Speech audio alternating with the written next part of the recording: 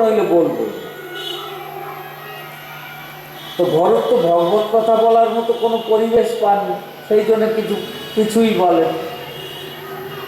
তো মা বাবা এবং ভাইরা সবাই মিলে বললো যে এই সন্তানটি জড়বুদ্ধি হয়েছে।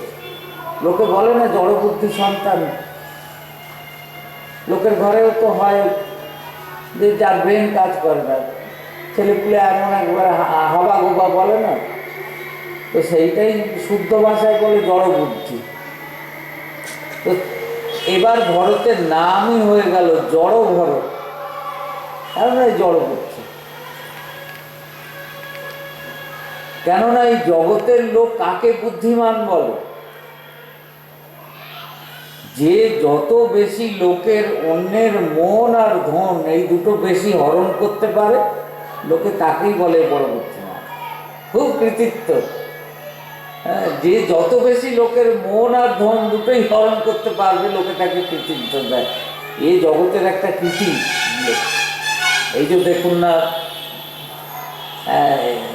এটা ভাগবত সঙ্গত হচ্ছে, কিন্তু জাগতিক দৃষ্টান্ত দেখতে গেলে লোকে জয় জয়কার কর কাদের? এই যে যত খেলোয়াড়,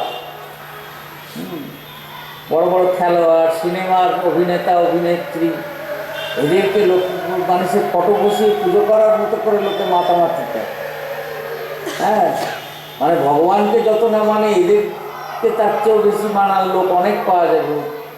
কেন এদেরকে এই করে না? এরা লোকের মন আর ধন দুটোই ভালো করে হরণ করতে পারে, এদের এইটাই বড় কৃতিত্ব। আর এটা যদি না পারে তো লোকে তাকে বলবে জড়বুদ্ধি। হ্যাঁ, মানে সাধুদের দৃষ্টি, মহাপুরুষের দৃষ্টি আর জগতের দৃষ্টি দুটোই তফাৎ, একবার পুরো বিপরীতমুখী। সাধারণ লোক সাধুদেরকে বলবে এরা পাগল, কেউ ভগবত ভজন করলে বলবে পাগলের মাথা খারাপ হয়েছে, এইসব করছে। আর মহাপুরুষরা সাধারণ লোককে দেখে বলবে এরা পাগল, এরা সংসারের ময় পাগল হয়ে বসে আছে, জানে না কী করছে। হ্যাঁ, তো সাধুদের বিচারভঙ্গি অন্যরকম। তুলসীদাসজিও তার রামচরিতমানস একটা ভারী সুন্দর দৃষ্টান্ত দিয়েছেন। বলছেন পর ধন পর মন হরণ কু, যে অন্যের ধন মন হরণ করাটাই যদি সংসারে একমাত্র কৃতিত্ব হয়, তাহলে এই বিষয়ে সবচেয়ে বড় কৃতি কারা? না গণিকা বড়ি প্রবীণ। যারা গণিকা তারা এই কাজে একেবারে সবার ওস্তাদ। হ্যাঁ, আর তুলসীদাসজি কি বলছেন? তুলসী সই চতুরতা রামচরণ লবলী। প্রকৃত বুদ্ধিমানকে না, যে তার মনকে ভগবানের চরণে, রামচন্দ্রের চরণে, ভগবানের চরণে সমর্পণ করে দিয়েছে, সেই হচ্ছে এই জগতে প্রকৃত বুদ্ধিমান। আর তা নইলে জগতের লোকের মনোরঞ্জন করা, তাদের মন হরণ করা, ধনহরণ করা, এসব তো গণিকা ভিত্তিক বরাবর।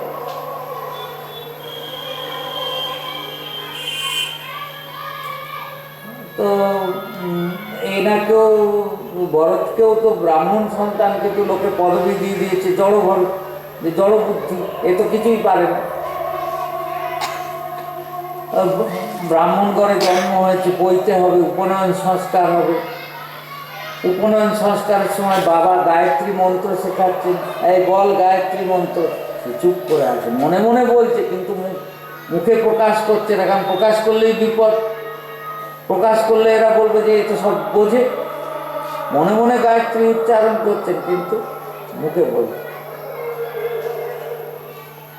তারপর মা বাবা যতদিন ছিল, এখন সন্তান যদি জড়বুদ্ধি হয়, যা হোক, মা বাবা তার ফেলতে পারে না। মা বাবা কোনো রকম সামলে সামলে চলেছে। আর মা বাবার যখন দেহান্ত হয়ে গেল, তখন দাদা বৌদির সংসার। তো দাদা বৌদিরা ভাবে যে এই আপদকে ঘরে বসে বসে খাওয়ানোর কি মানে? একটা জোয়ান ছেলে, এ তো কোনো কাজকর্ম করবে না, কিছু করবে না, খালি খাবে। তো দাদারা তো যে যার কাজে বেরিয়ে যায়, তো এই বিষয়ে বৌদিরা খুব প্রবীণ। তারা বললো যে দেখো, একে যদি খাবার দিতেই হয়, এক কাজ করা যাক, ঘরের যত উচ্ছিষ্ট এঁটো থাকবে, সবার পাতের যেগুলো বাড়তি ঝর্তি পট্টি বাড়তি থাকবে, সেই এঁটো উচ্ছিষ্টগুলো একে খেতে দেওয়া।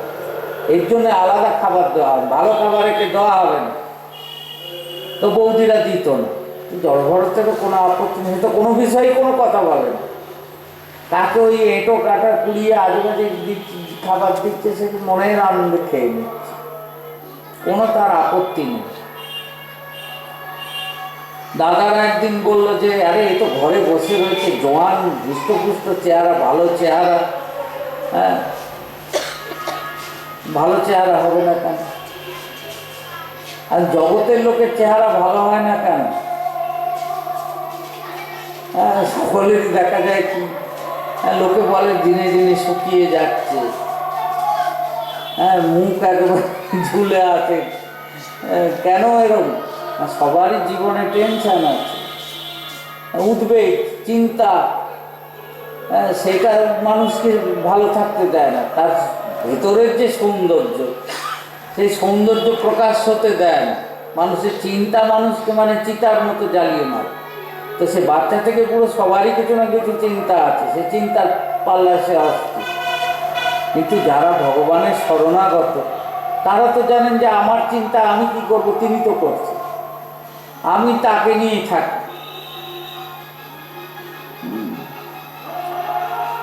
সাধুরা এই সম্বন্ধে একটা সুন্দর মানে বাংলায় শ্লোক আছে খুব সুন্দর, যে চলবে কিসে। আমরা বলি কি করে চলবে, এই চিন্তায় তো আমার দিন পাগলা হয়ে যাচ্ছে, মাথা খারাপ হয়ে যাচ্ছে, কি করে কি হবে, চলবে কি করে। তো সাধুরা বলেন কি যে চলবে কিসে ভাবছো মিছে। হ্যাঁ, তুমি ভাবছো তোমার কি করে চলবে, এই ভেবে ভেবে তুমি মাথা খারাপ করছো, ভাবার কোনো দরকার নেই। চলবে কিসে ভাবছো মিছে, ভাববার তুমি কে? তুমি কেন ভেবে মরছো? যার ভাবনা তিনি ভাবেন, তুমি ভাবো তাকে। কি করে কি হবে, তোমার ভাবনা তিনি ভাবছেন, তুমি তাকে ভাবো, দেখবে তোমার সব সমাধান। তো সাধুদের তো এই মনোবৃত্তি, তো তাদের চেহারা, তাদের রূপ আপনি এসে যাবে। তাদের তো সাংসারিক চিন্তা নেই, মাথা খারাপও তাদের হচ্ছে না, মাথা সবসময় ঠান্ডা আছে। হ্যাঁ, আর সংসারী লোক যতই ভালো মন্দ খাক দাক, তবুও তার হচ্ছে না, চিন্তায় মুখ বোঁচা হয়ে। হ্যাঁ, ভালো করে লোকে হাসতে পারবে, এখন হাসবো কি, হাসি বেরোবে কি করে, সবসময় চিন্তা মন্দ করে বাবারে কি করে চলবে। প্রত্যেকেরই কিছু না কিছু সমস্যা আছে, সেই ক্ষেত্রে তো জড়ভরত তো মনের আনন্দে আছে, তাকে ওই খারাপ খাবার দিলেও তার কোনো আপত্তি নেই, কোনো চাহিদা তো নেই। অর্থাৎ সংসারের কাছে আমাদের চাহিদা আছে বলেই অশান্তি। আমরা চাই এটা হোক, অমুক হোক, আমার এইটা চাই, সেটা চাই। এই চাহিদা আমাদের আরো অশান্তির মধ্যে ফেলে দেয়। আর ভগবানের যারা আরাধক, ভগবানের যারা ভক্ত, তারা জানেন যে আমার দাতা তো একজন আছেন, তিনি যাই দিন না কেন তার প্রসাদ আমি পাব, সে এটার মধ্যেও পাব। কারণ জীবন যখন দিয়েছেন, তার রক্ষার ভারও তার।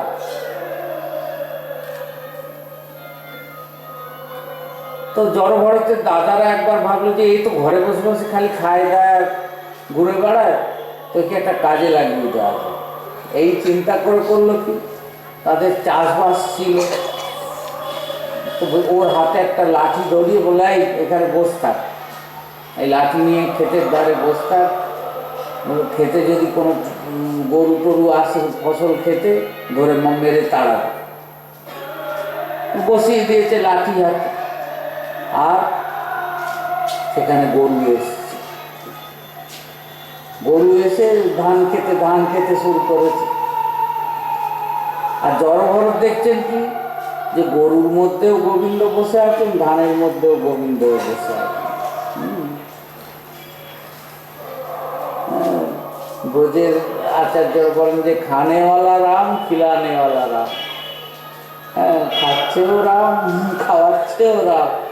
কে কাকে বাধা দেবে, কে কাকে মারবে। তো ওর হাতে লাঠি ধরিয়ে যাচ্ছে আর ওর সামনে গরুতে খেয়ে যাচ্ছে।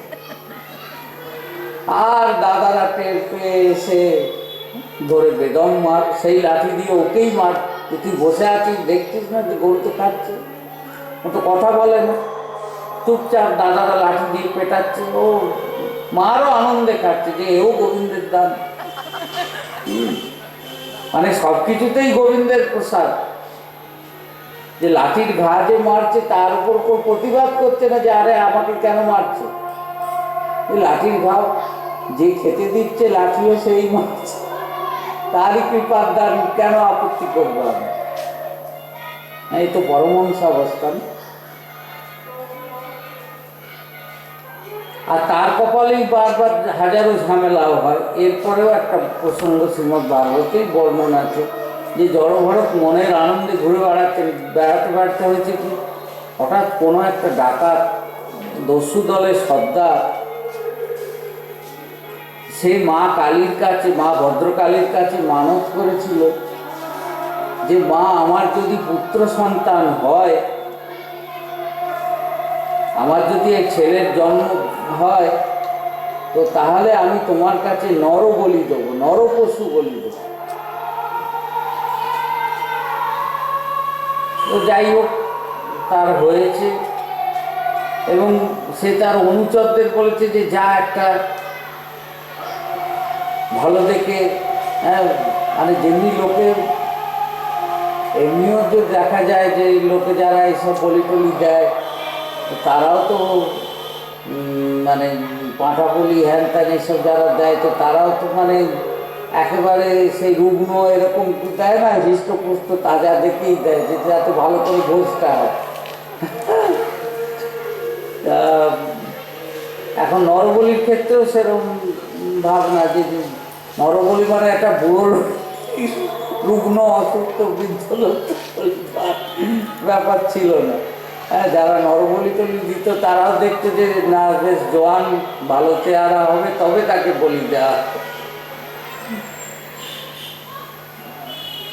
তো এরাও খুঁজতে খুঁজতে কোথায় যাবে, হঠাৎ জড়ভরত তো মনের আনন্দে বনের মধ্যে ঘুরে বেড়াচ্ছেন। তার জোয়ান বয়স, সুন্দর চেহারা, স্বাস্থ্যও সুন্দর,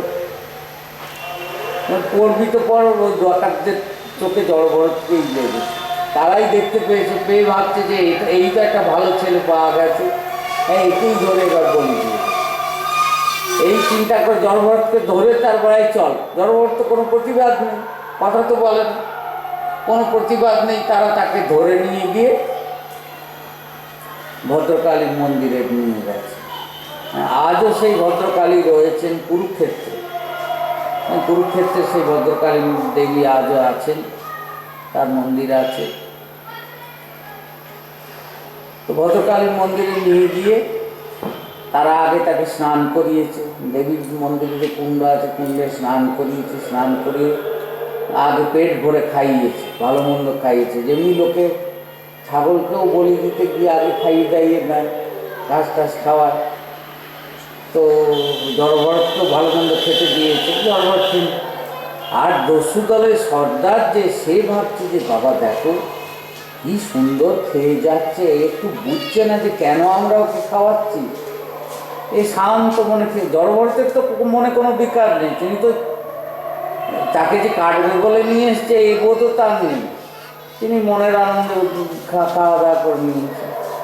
আর দস্যু দলপতি সে ভাবছে দেখো এটাকে তো কাটা হবে, এর সেই বোধও নেই, কি সুন্দর শান্তভাবে খাচ্ছে। হ্যাঁ, তো ভেবে এবার বলি দেওয়ার উদ্যোগ করছে।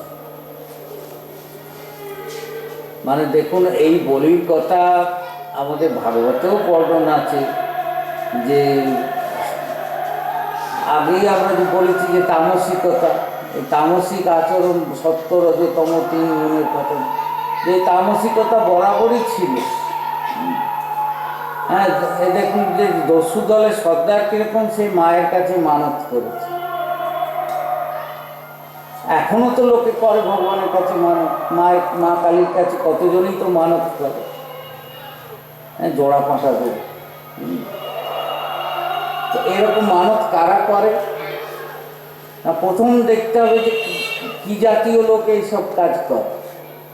মানত করে মানে সে তো মা বলে মানে না, আগেই সেটা বুঝে নিতে হবে যে, কারণ ভগবানকে যদি আপনার মনে করা হয়, মা মনে করা হয়, বাবা মনে করা হয়, তাহলে তার কাছে মানতের কি সম্বন্ধ আছে? আর মানত মানে কি? ঘুষ দেওয়া। হ্যাঁ, লোকে জগতে যেমনি কোনো, সে তো আর বলার মতো কথা না। আমাদের সমাজের যা অবস্থা, কোনো জায়গায় কোনো কাজ করতে গেলে আগে ঘুষ দিতে হবে। হ্যাঁ, এখন সংসারে ঘুষ চলতে পারে, ভগবানের কাছে কি ঘুষ চলবে নাকি? হ্যাঁ, মায়ের কাছে কি ঘুষ চলবে? তো মানত করা মানেই তো ঘুষ দেওয়ার ব্যাপার হচ্ছে, যে আমি তোমাকে ভালোবাসি না, তুমি আমার কাজটা উদ্ধার করে দাও, বিনিময়ে তোমায় কিছু দেবো। আরে কি দেবে তুমি? তারই তো জিনিস তুমি তাকে দেবে, সেই তো সৃষ্টিকর্তা, তাকে তুমি দেওয়া, কি দেওয়ার তোমার শক্তি আছে যে তুমি তাকে দেবে? আর জোড়া পাঁঠা দেবো এসবের মানে কি? তুমি নিজে একটু ভোজ খাবে, তোমার ইচ্ছা হচ্ছে, হ্যাঁ, তাই মা যদি মানো তো মায়ের কাছে কেউ রক্তপাত করাবে? হ্যাঁ, লোকে মায়ের মন্ত্রে পাঠ করছে, ইয়া দেবী সর্বভূতেষু মাতৃরূপেণ সংস্থিতা, নমস্তস্যৈ নমস্তস্যৈ নমস্তস্যৈ নমো নমঃ। মানে কি, যে দেবী সর্বত্র মা রূপে রয়েছেন তাকে আমি বারবার প্রণাম করি। তো যিনি সর্বত্র মা রূপে রয়েছেন, একটা ছাগল শিশুরও কি মা হয়ে তিনি নেই? সেও তো কোনো মায়েরই সন্তান। তো এক মায়ের সন্তানকে যদি আরেক মায়ের কাছে ধরে কেটে দেওয়া হয়, তো মায়ের কি কখনো আনন্দ হতে পারে? না, মা কখনো রাক্ষসী যে মা রক্তপান করবে? হ্যাঁ, তো এই যে বলি প্রথা, অনেকে বলে, অনেকে সমর্থন করেন, তো অন্যান্য ধর্মেও এরকম আছে যে ভগবানের উদ্দেশ্যে বলি দিতেই হবে। কেননা তারা ভগবানকে ভগবান বলে মানে না, আপনজন বলে মানে না, তারা মনে করে তিনি একটা রাক্ষস বলে। আসলে নিজেরা রাক্ষস, তো তাই তাকেও রাক্ষস বলে মনে করে। হ্যাঁ, তার সম্বন্ধে মানে গীতাতে ভগবান যে কারণে বলেছেন যে তমগুণের যারা অধিকারী তাদের কি গতি হয় না, জঘন্য গুণবৃত্তি স্থান অধো গচ্ছন্তি তামসা, যে জঘন্য মনোবৃত্তি হয় এবং তাদের আরো অধোগতি হতে পারে। তো এই যে বলিদানের কথা, অনেকে বলেন যে বলির কথা তো শাস্ত্রে আছে, তাই তো হয়ে আসছে না। বলে শাস্ত্রে আছে, তন্ত্রে আছে, হ্যাঁ, কালিকা পুরাণে, যেটা ভগবতীর মুখ্য ব্যাপার, কালিকা পুরাণে এই উল্লেখ আছে যে যেখানে মা বলেছেন যে আমার পূজা করতে গেলে চতুষ্পদ বলি দিতে হবে, চতুষ্পদ বলি না দিলে আমার পূজা কখনো পরিপূর্ণ হবে না। কালিকা পুরাণে একটা শ্লোক আছে, এই শ্লোকটাই লোকে অপব্যাখ্যা করে বলে যে মায়ের পুজো করতে গেলে বলি না দিলে পুজো হবেই না, পাটা বলি না দিলে হবে। যেহেতু চতুষ্পদ কথাটা আছে, তো সেই জন্য চতুষ্পদ মানে কি, 4 পেয়ে একটা প্রাণী ধরে এনে কেটে দেয়। কিন্তু যিনি তন্ত্রাচার্য, আবার আশ্চর্য যে এই যে প্রথম তন্ত্রাচার্য আমাদের বাংলাতেই ছিলেন, তন্ত্রের সবচেয়ে বড় তন্ত্রবিদ, এত বড় তান্ত্রিক আচার্য আর কেউ হননি। হ্যাঁ, যার জন্যে কালী পুজোর প্রবর্তন হয়, কৃষ্ণানন্দ আগমবাগীশ, তার নাম কিন্তু কৃষ্ণানন্দ। হ্যাঁ, তো কৃষ্ণানন্দ আগমবাগীশ তিনি প্রথম কালী পুজোর প্রবর্তন করেন। তো কৃষ্ণানন্দ আগমবাগীশ তিনি সমস্ত তন্ত্র নিয়ে তার বিশ্লেষণ করে তন্ত্র সার বলে এক গ্রন্থ প্রণয়ন করেছেন। তো এই কৃষ্ণানন্দ আগমবাগীশই কিন্তু এই চতুষ্পদ বলির অর্থ ব্যাখ্যা করেছেন, যে চতুষ্পদ মায়ের কাছে বলি দিতে হবে, না দিলে পুজো পূর্ণ হবে না। তো এই চতুষ্পদটা কি? এই চতুষ্পদ মানে কোনো চার পেয়ে প্রাণী নয়। তাহলে চতুষ্পদ মানে চারটে পদ, চারটে পদ তাকে অর্পণ করতে হবে। কি না, আমরা কালকেও শুনেছি যে আমাদের অন্তঃকরণের চারটে বিভাগ আছে, যে মন, বুদ্ধি, অহংকার, চিত্ত। এই চতুষ্পদযুক্ত অন্তঃকরণ একে বলি দিতে হবে মায়ের কাছে। মায়ের পুজোতে এই চতুষ্পদযুক্ত অন্তঃকরণকে তার চরণে দিয়ে পরিপূর্ণ মনকে সমর্পণ করতে হবে। সেইটাই হচ্ছে বলিদান। তা নইলে পুজোর পূর্ণতা প্রাপ্ত হবে। এখন এটা তো করা ভারী কষ্টকর। মন, বুদ্ধি, অহংকার, চিত্ত সবকে ইষ্টচরণে সমর্পণ করা ভারী কষ্টকর ব্যাপার। কিন্তু তার সবচেয়ে সহজ ব্যাপার হচ্ছে কি, একটা জন্তু ধরে আনো, তো চার পেয়ে জন্তু ধরে আনো, ধরে কেটে দাও, এটা কষ্টকর ব্যাপার না, একটু পয়সা খরচা আছে, কিন্তু তারপর যদি রসনার মহোৎসব হবে, যারা তামসিক ব্যক্তি তাদের খুব আনন্দ হবে, ভালো মন্দ খাওয়া যাবে। হ্যাঁ, তো তাই এইভাবে বলি প্রথার উৎপত্তি। আবার যদি বলেন যে তাহলে নরবলি দিত কেন, ছাগল বলি তো দিল না, মোষ বলি দিল না, এগুলো খেলো, নরবলি। আরে সেটাও আগেকার দিনের লোকে চলতো। মানে এই তামসিক ব্যক্তি যারা রাক্ষস প্রবৃত্তি না, তারা তো কী খাবে, নরমাংসই খাবে, মানুষকেও বলি দিয়ে তার মাংস খাবে। তো এই দস্যু সর্দার সে ভাবলো যে এই দেবীর কাছে তো একে বলি দিতেই হবে। তো জড়ভরতকে যখন বলি দেবে বলে, ওই যে বলির যে স্তম্ভ, হাড়িকাঠ বলে না, তার মধ্যে তাকে ঢুকিয়েছে, ঢুকিয়ে গলায় এসে শিখ দিয়েছে কাটবে বলে। ওদের তো খুব আনন্দ হচ্ছে যে যাক বলি পাওয়া গেছে, নরবলি এবার হবে, বাজনা বাজাচ্ছে, মনের আনন্দ। কিন্তু মা ভগবতী, ভবানী, ভদ্রকালী তিনি সহ্য করতে পারলেন যে আমার সামনে এক পরমহংস মহাভাগবত, হ্যাঁ, জড়ভরত, তাকে এরা দুষ্টরা কাটবে। যেই দস্যু সর্দার খাঁড়া তুলেছে কাটবে বলে, মা প্রতিমা বিদীর্ণ করে, প্রতিমাকে ভেদ করে মা প্রকট হয়ে, হ্যাঁ, সেই খাঁড়া কেড়ে নিয়ে ওই যে বলি দিতে যাচ্ছিল তারই গলা কেটে। আর ভাগবতে এও বর্ণন আছে যে মা একা আসেননি, একা প্রকট হননি, মায়ের আবার সহযোগীরাও এসেছে। হ্যাঁ, মায়ের যত সখী আছে কিছু, হ্যাঁ, সেও যারা যেরকম তাদের কাছে, যেমনি মা যখন অন্নপূর্ণা রূপে থাকেন, এবার পরিপূর্ণ মাতৃমূর্তি, তো তখন মায়ের সখীরা থাকে কি জয়া, বিজয়া, এইসব রূপে। তারাও সেই মায়ের মতনই সুন্দর, রাজরাজেশ্বরী বাস। আর যখন মা কালী রূপ ধারণ করছেন, সংহারকারিণী মূর্তি, অন্নপূর্ণা হচ্ছে পালনকারিণী রূপ, আর কালী হচ্ছে সংহারকারিণী রূপ, খাঁড়া নিয়ে কাটতে যাচ্ছে। তো তখন তার সহচরীরাও সেই রকম হয়, সেই জয়া বিজয়া, তারাই এবার ডাকিনী যোগিনী এইসব হয়ে তারা আসছে ভয়ঙ্কর মূর্তিতে। তো তারাও এসেছে, তারা এসে করছে কি, ও যত ডাকাত ছিল দস্যু দল সবকে ধরে কাটতে শুরু করে। আবার ভাগবতের বর্ণনা আছে তারা যে কাটছে তা নয়, কেটে তারা খেলা শুরু করেছে, কি না, বল খেলা, কন্দুক ক্রীড়া। ভাগবতের বর্ণনা আছে কন্দুক ক্রীড়া। কন্দুক ক্রীড়া মানে কি, বল খেলা। যেমনি বাচ্চারা বল নিয়ে খেলে না, ফুটবল নিয়ে খেলে, তো মায়ের সখীরাও বল খেলছে, কি ওই ডাকাতদের এক একজনের মাথা কাটছে আর সেটা নিয়ে বল খেলছে।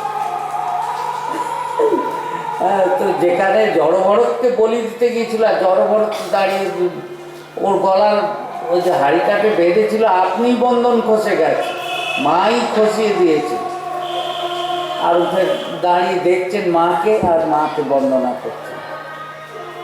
তো তখন মা নিজেই বললেন যে দেখো, তোমাকে বলি দিতে এনেছে, আমি থাকতে, আমি যে হাতে অস্ত্র ধারণ করি, হ্যাঁ, খড়গ, ত্রিশূল ইত্যাদি অস্ত্র ধারণ করি কেন, সাধুজনের রক্ষার্থে, সাধুজনকে যাতে দুষ্টরা পীড়িত করতে না পারে। দেবতাদের যখন অসুররা পীড়িত করেছে, তাদের বিনাশের জন্যে আমি অস্ত্র ধারণ করেছি, আমি ভালো লোককে বিনাশ করবার জন্য অস্ত্র ধরিনি। তো সাধু সন্তের রক্ষা করার জন্যেই আমার অস্ত্র ধারণ, আর আমার সামনে যখন সাধুর অমর্যাদা হচ্ছে আমি তো সহ্য করব না। তাই আমি বললাম তোমার কোনো চিন্তা নেই, তুমি নিশ্চিন্ত মনে চলে যাও। হ্যাঁ, তো জড়ভরত মা ভদ্রকালীকে প্রণাম করলেন, মাও আশীর্বাদ করে বললেন যেখানে যত ভগবানের ভক্তরা আছেন তাদের রক্ষা আমি করি এই খড়গ ধারণ করে, বলে মাও অন্তর্ধান। এরপর জড়ভরত ঘুরে বেড়াচ্ছেন মনের আনন্দে, তার তো ঘুরে বেড়ানোই কাজ। ঘুরে বেড়াতে বেড়াতে হলো কি, এক রাজা ছিল সিন্ধু প্রদেশ মানে পাঞ্জাব, পাঞ্জাবের রাজা ছিল, তার নাম ছিল রঘুগণ। তো সেই রাজার হঠাৎ সাধ হলো যে আমি গঙ্গাসাগর যাব। গঙ্গাসাগর যাব মানে কি, স্নান করার জন্যে না, মানে গঙ্গা স্নান করার জন্যে সাধ জাগে। রাজার মনে এইটা ইচ্ছা ছিল যে গঙ্গাসাগরে কপিল মুনি আছে। কপিল মুনি তিনি ভগবানেরই অবতার এবং সাংখ্যবিদ্যা তিনি প্রবর্তন করেছেন, ভক্তিযোগের কথাও তিনি বলেছেন। তো সেই কপিল মুনিকে আমি দর্শন করব, তার থেকে আমি ব্রহ্মজ্ঞান ব্রহ্মবিদ্যা লাভ করব। এই চিন্তা করে সেই রাজা রঘুগণ কোথায়, পাঞ্জাব, সেখান থেকে তিনি গঙ্গাসাগর যাবেন। তো যাবেন কি করে না, যাবার জন্য তিনি পালকিতে চড়ে যাত্রা শুরু করেছেন। তো পালকিতে রাজা মানুষ তো হেঁটে যাবে না, পালকি চড়ে যাচ্ছে, গুরুর কাছে যাবে, সেখানেও হাটবাট দেখিয়েই তো যেতে হবে। তো পালকিতে করে যাচ্ছে যখন, তো পালকিতে 4 জন কাঁধে করে নেয়। তো হলো কি যে 4 জনের মধ্যে একজনের হঠাৎ শরীর খারাপ হয়ে গেছে, অসুস্থ হয়ে পড়েছে। তো অসুস্থ হয়ে পড়াতে সে আর কাজ করতে পারছে না, মানে পালকি বইতে পারছে না। ও আর 3 জন যে বেয়ারা ছিল যারা পালকি বহন করতো, তারা বলল দেখি একটা লোক পাওয়া যায় কিনা। হ্যাঁ, তো জড়ভরতের এমনই কপাল যে তিনি ঘুরে বেড়াচ্ছেন, আর রঘুগণের ওরা তাকে দেখে বলে এই তো একটা জোয়ান ছেলে পাওয়া গেছে, বেশ তাগড়া আছে, এই চল পালকি ওঠাবি চল, বলে তাকে ধরে নিয়ে গেছে। আর কি করবে বেচারি, হ্যাঁ নেই কাঁধে ওটা, জড়ভরত উঠিনি, আপত্তি করেনি, কারণ কোনো বিষয়ে ওনার আপত্তি নেই।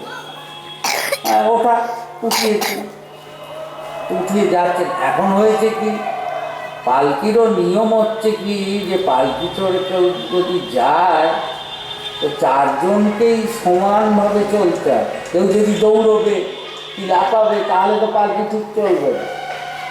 আর 3 জন এক ছন্দে চলছে, এক সুরে চলছে। কিন্তু জড়ভরতের হলো কি না, জড়ভরত যখন চলছেন তার তো দৃষ্টি অন্যরকম।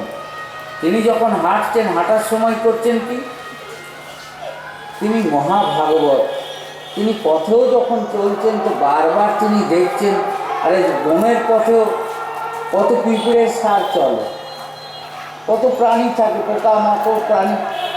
তো তিনি যখন কাঁধে নিয়ে যাচ্ছেন তো বারবার তিনি লক্ষ্য রাখছেন যে তার পায়ের তলায় যেন কেউ চাপা না পড়ে।